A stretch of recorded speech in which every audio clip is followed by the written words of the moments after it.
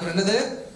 முதலாவது தேவனுடைய ராஜ்யத்தையும் அவருடைய நீதியும் தேடுங்கள்.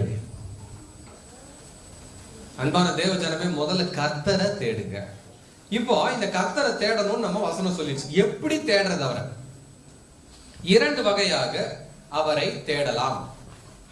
ஒன்று, அவருடைய வசனத்திலே அவரை தேடுங்கள். இரண்டாவது, அவருடைய பிரசன்னத்திலே அவரை தேடுங்கள்.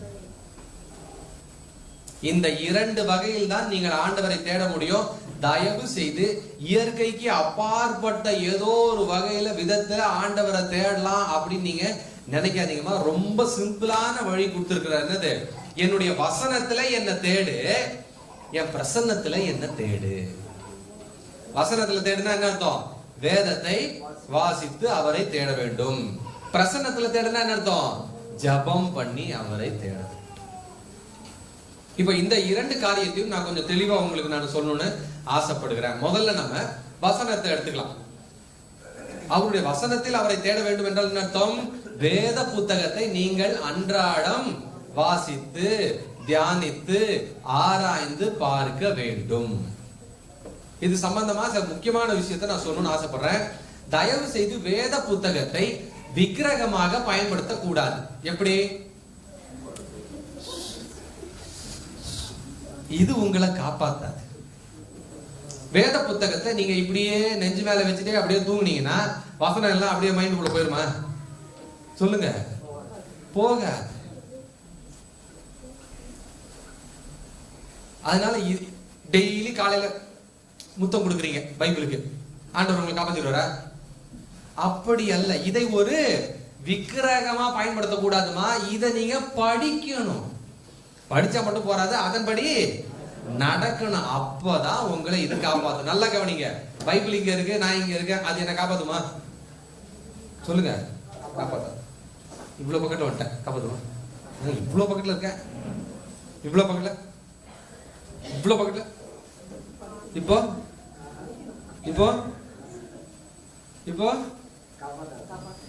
காப்பாத்தா. கரெக்டா சொல்லு. சத்தியத்தை அறிவீர்கள், சத்தியம் உங்களை. அப்படின்னா என்ன அர்த்தம்? படிச்சு அதன்படி நீங்க நடந்தாதான் அது உங்களை காப்பாற்றும். அது மட்டுமல்ல, வேத புத்தகத்தை ஒழுங்காக முறையாக வாசிக்க வேண்டும்.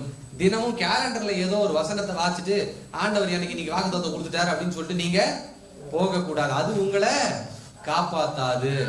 நிறைய பேர் என்ன பண்றீங்க? காலையில் இருந்து சொன்னேன், ஆண்டவரே இன்னைக்கு என்னோட வாக்குத்தத்தம் என்ன அப்படின்னு சொல்லிட்டு போய் கேலண்டர் யூதாஸ் நாண்டு கொண்டு செத்தான். இந்த ஊழியத்துக்கு இனிமே நம்ம சப்போர்ட்டே பண்ணக்கூடாது, பேட் கேலண்டர் அப்படின்னு சொல்லிட்டு இந்த பக்கம் இன்னொரு கேலண்டர்ல வந்து பார்க்கலாம், நீயும் அப்படியே போய் செய்ய அப்படின்ட்டு. கேலண்டர் வசனம் உங்களை காப்பாத்துமா? புரியுதா உங்களுக்கு? ரொம்ப ரொம்ப முக்கியம். வசனத்தை நீங்கள் தியானிக்க வேண்டும், வாசிக்க வேண்டும். முதல்ல வேதத்து புத்தகத்தை முதல்ல வாங்குங்க. நல்ல ஒரு வேத புத்தகமா வாங்கி உங்களுக்கும் உங்க பிள்ளைங்களுக்கு எல்லாத்துக்குமே நீங்க கொடுங்க. இன்னைக்கு என்ன டேட்டு? இன்னைக்கு என்ன டேட்டுங்கன்னா 12. இன்னைக்கு என்ன படிச்சிருப்பாங்க சின்ன பிள்ளைங்க? கரெக்டா நான் சொல்லட்டுமா? சங்கீதம் 12, நீதிமொழிகள் 12. சங்கீத நீதிமொழிகள்லயே உட்கார்ந்துட்டு இருந்தா எப்படி?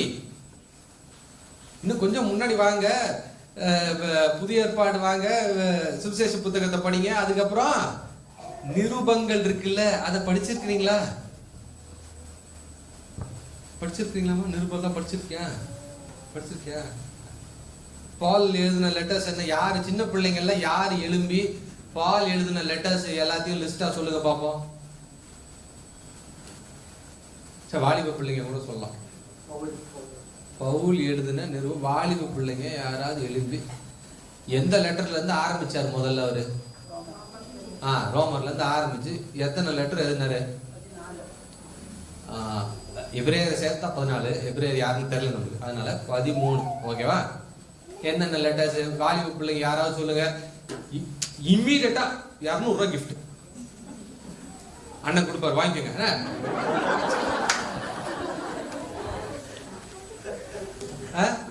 வாலிப பிள்ளைங்க யாராவது எழுப்பி, நான் என்ன கேக்குறேன், எத்தனை வருஷமா நீங்க பைபிள் படிக்கிறீங்க? வாலிப பிள்ளைங்கன்னா அட்லீஸ்ட் உங்களுக்கு ஒரு 16-18 வயசு இருக்கும்.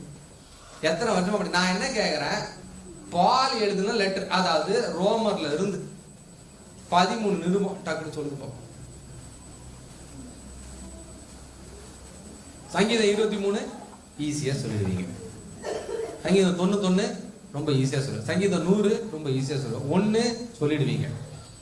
அன்பான தேவ ஜனமே, தயவு செய்து கொஞ்சம் படிங்க, சுவிசேஷ புத்தகத்தை படிங்க.